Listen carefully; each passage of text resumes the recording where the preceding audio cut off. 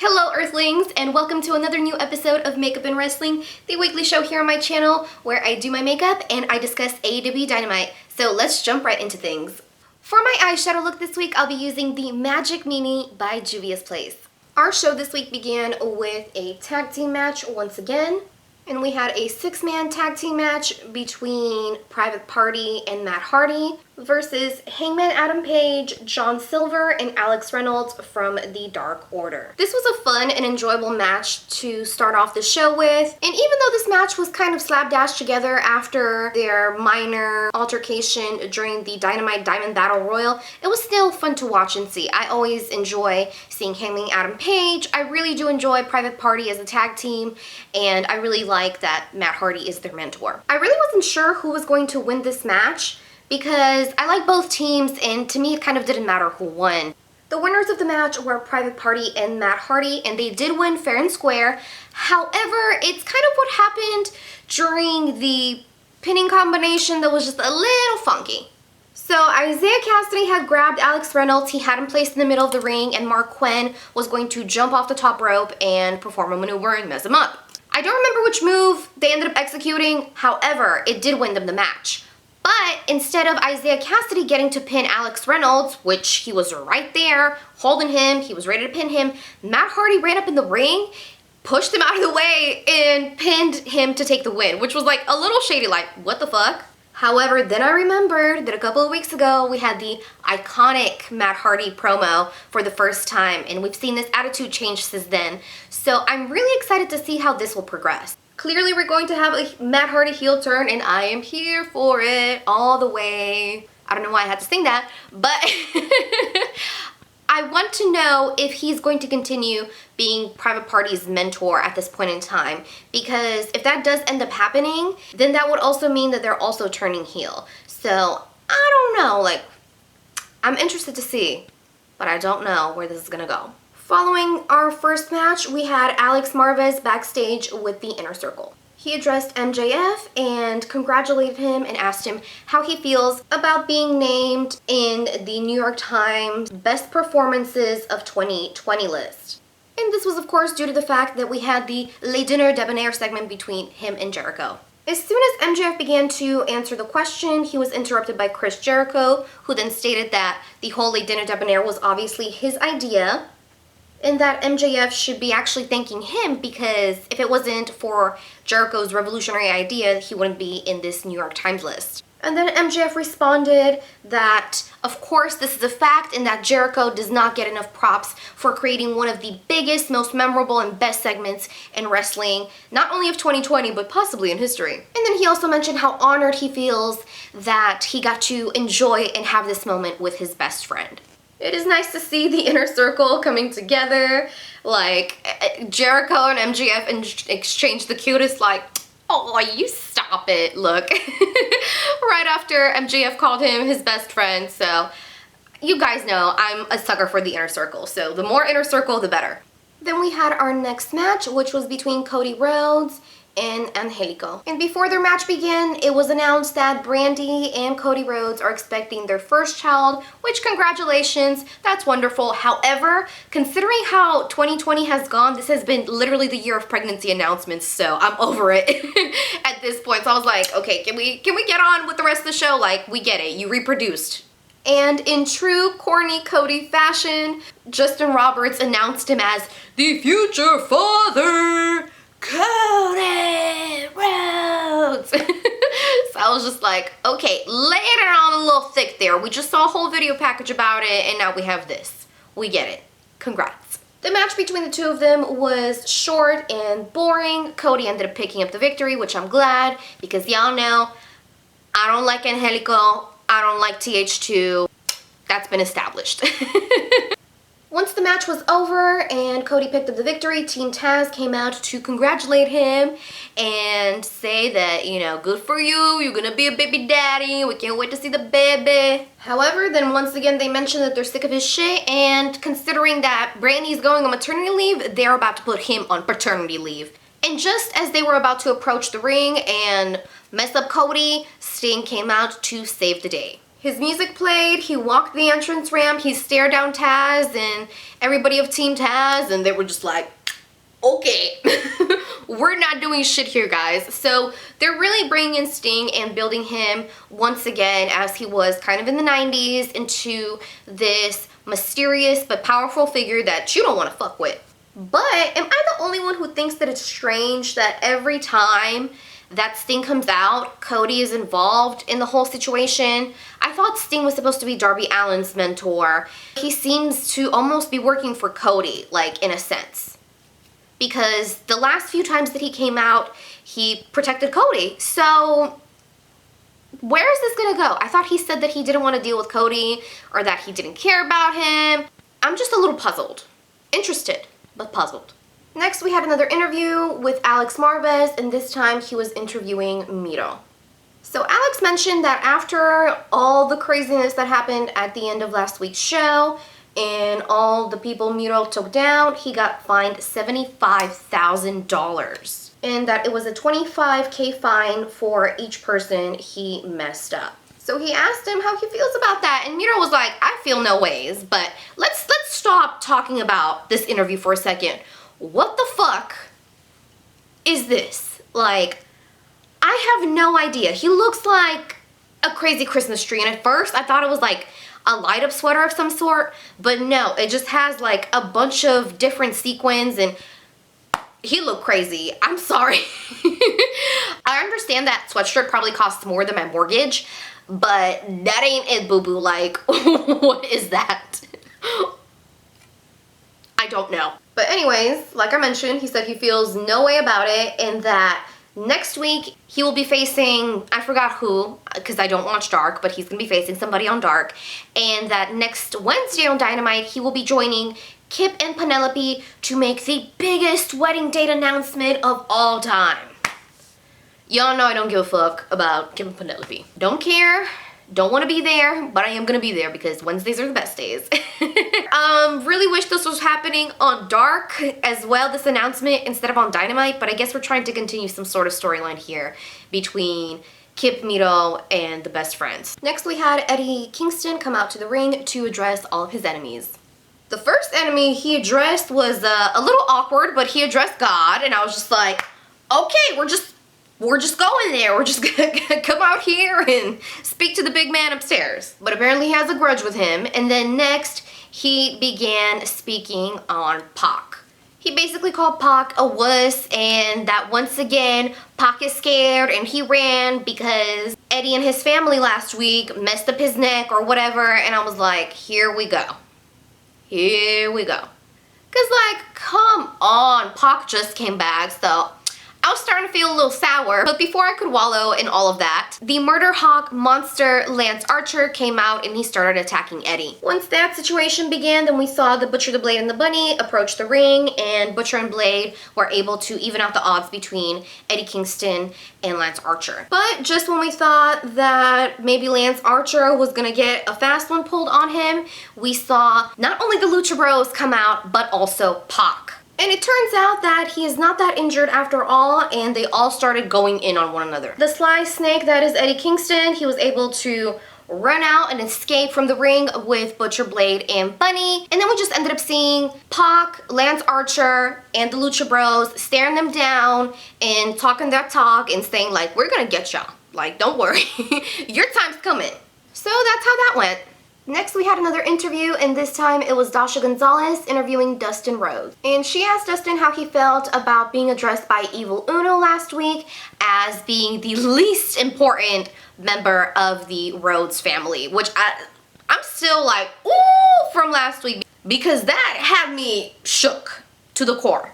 It was extremely disrespectful, and Dustin basically responded to Dasha and said, yeah, I feel disrespected. How dare you, Evil Uno, call me the third least important member of the Rhodes family? Like, what kind of shit is that? So then he said that Evil Uno is finna get his ass handed to him next week on Dynamite, and it was announced that we're gonna have a match between Evil Uno and Dustin Rhodes. This interview was cool and all. I did enjoy that we're gonna have some sort of continuation on the events that happened last week. But once again, we had another tanning incident because Dustin, my brother, What is this? Clearly we found out that apparently MJF last week was putting fake tanner on Dustin because Dustin looked like a crispy piece of toast. I was just shocked, like, how many weeks in a row are we going to have some wrestlers that have faked and baked themselves to extra crispy? It's just absolutely ridiculous and hilarious on all levels that for the second week in a row, we have a terrible fake tanning incident. So are we gonna make it for 3 for 3 next week? I'm interested to find out. Our next match was another tag team match, and this time it was a 12-man tag team match between the Inner Circle versus the Best Friends, Top Flight, and the Varsity Blondes. This was actually a very fun match to watch, considering the fact that there were so many people involved in it. Usually when you have a match like this with that many people, it just ends up being a total shit show and kind of confusing. But they did a really great job of letting everybody have a moment and do their thing in the ring, so I totally enjoyed that. And we did have one of those moments where everything went crazy and Aubrey Edwards could not separate any of these men. But overall, they did a wonderful job of making the match, like, super enjoyable. The Inner Circle definitely took advantage of the situation, and for most of the match, they were keeping either the referee distracted or other team members distracted, so they could really kind of break everybody down and dominate the match. In the final moments of the match, pretty much everyone was outside of the ring except for the 2 legal men, which were Griff Garrison and Ortiz. Since everyone was fighting on the outside, the referee was very distracted and she was trying to get them under control. And while she had her back turned, Chris Jericho took his bat and slammed it right into the spine of Griff Garrison. After that happened, Ortiz ended up tagging Jake Hager in and he delivered the F10 to Griff Garrison. And then, surprisingly, MJF approached the ring and he looked at Hager like he wanted to be the one to take the pin. So Hager tagged him in and MJF went for the pin, 1, 2, 3, and the Inner Circle won this match. I was very surprised that Jake Hager allowed MJF to pick up the victory instead of him because Ortiz, Jericho, and Hager basically did the work to put down Griff Garrison and then MJF went in for the pin. So I guess this is showing that they are more of a team now and they're really working together and that there's no disagreements.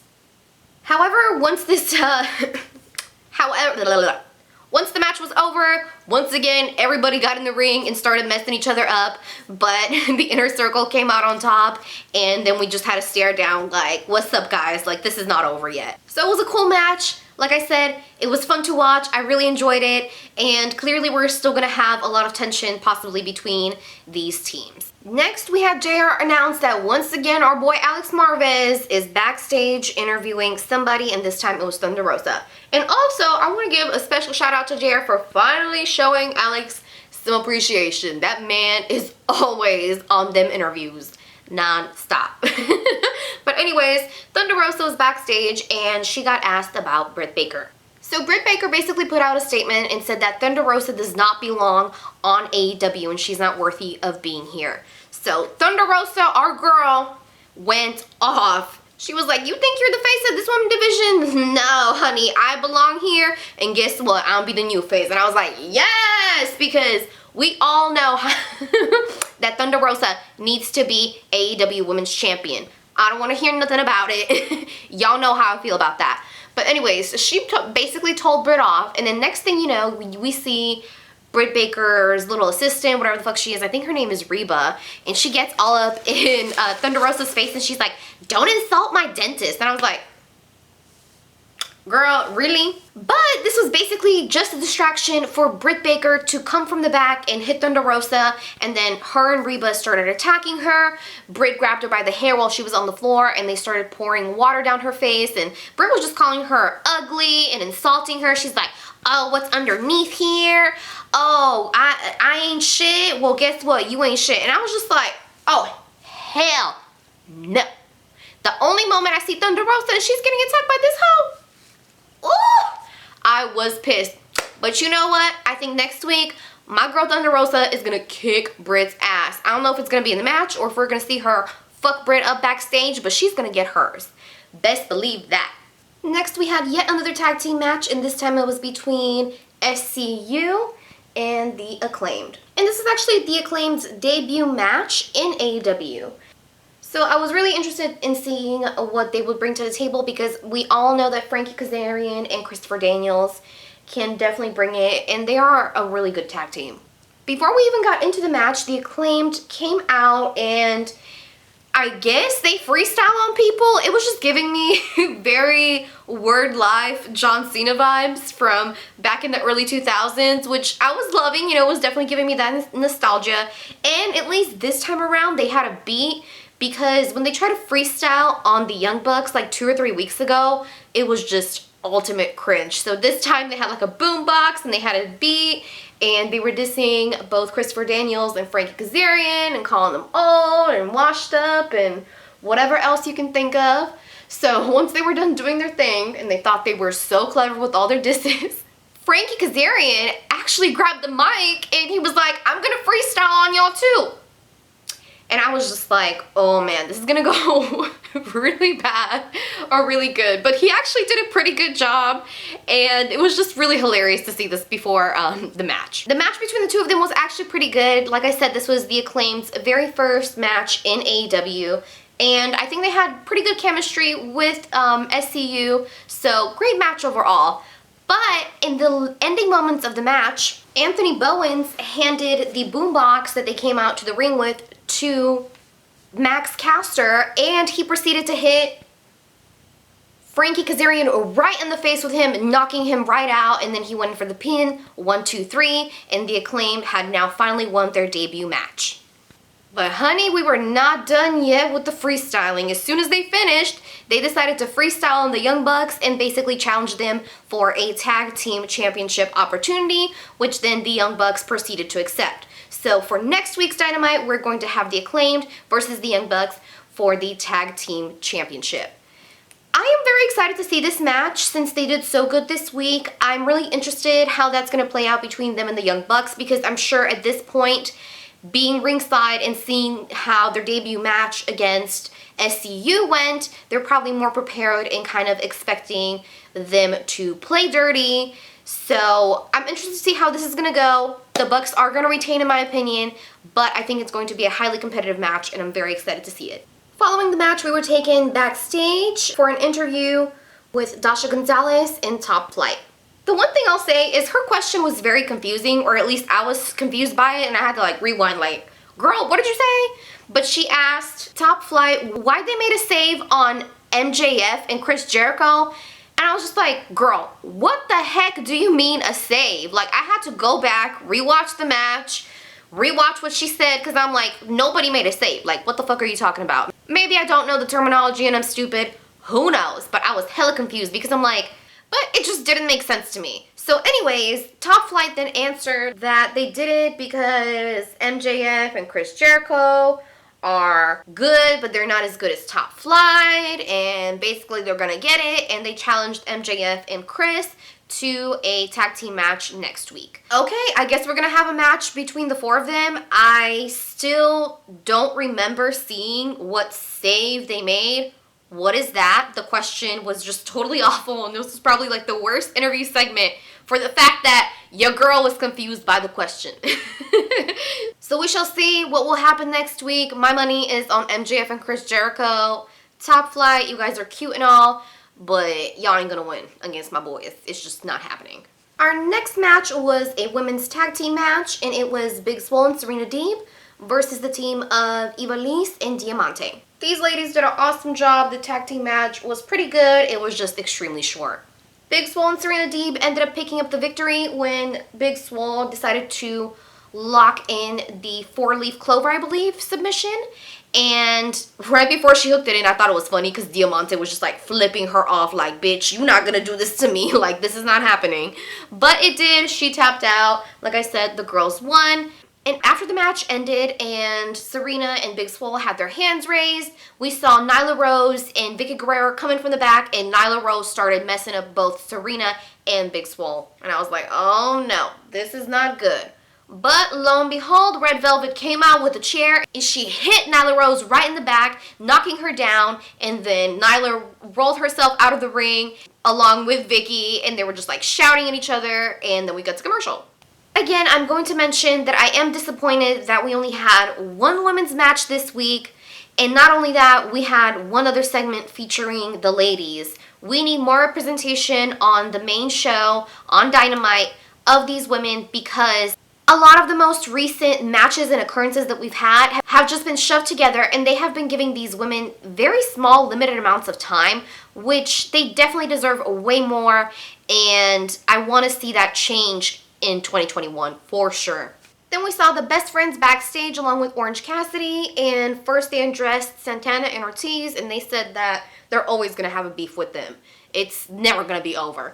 I was like, okay, I really like that. Because if y'all have seen the parking lot brawl between the best friends and Santana Ortiz, you know that match was freaking awesome. Definitely one of my favorite matches of the entire year. It's like right up there in my top 5 for sure. After that, they moved on to addressing Mito and Kip Sabian, and they said that they're excited for the announcement next week on Dynamite, and they're going to make sure to be there. So we already know, I'm getting prepared to see some mess and some fuck shit go down during this wedding announcement. And how long have they been engaged now for? This is getting really annoying. When are they planning to throw this wedding anyways? I feel like this entire year, they've been talking about it over and over and over again ad nauseum. So I'm very happy that the best friends are going to get to crash that, because it means we're definitely going to get some very entertaining segments. So I'm getting pretty hyped for next week's show.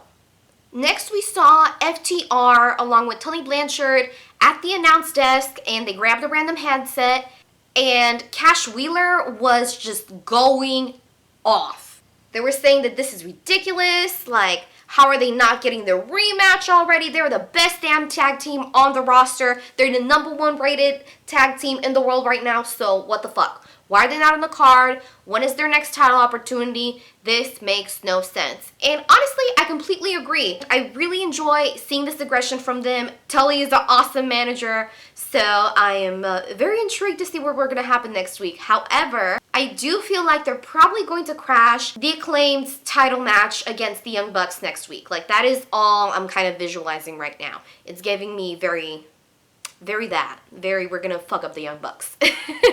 So it's going to be very, very interesting to see how that's going to carry over into next week's show. And now it was time finally for our main event, which was between Joey Janela and Kenny Omega for the AEW Championship. The way this match was announced was a little funky, because they basically said that this was a no disqualification match for the World Title Eliminator Tournament and the AEW Championship. Now, I know Joey Janela got injured when the initial tournament was going on, and Kenny Omega had to face Sonny Kiss, so technically he never defeated Joey, but still, that was just a really awkward way to announce what the match is. And once again, we had a super duper long entrance and announcement for Kenny Omega's match, and y'all, this is just getting really funny to me, because his most recent matches haven't been as long as his entrances have been. But I'm just saying, you know, it's just an observation. So before Kenny Omega could make his way all the way in the ring, Joey Janela immediately attacked him with a trash can, which I thought was good strategy and pretty funny the way Kenny took the initial hit from the trash can. Then some more craziness ensued when Don Callis came to the announce team, and he started basically bullying Tony Schiavone, trying to get him to give up his headset so Don can call Kenny's match.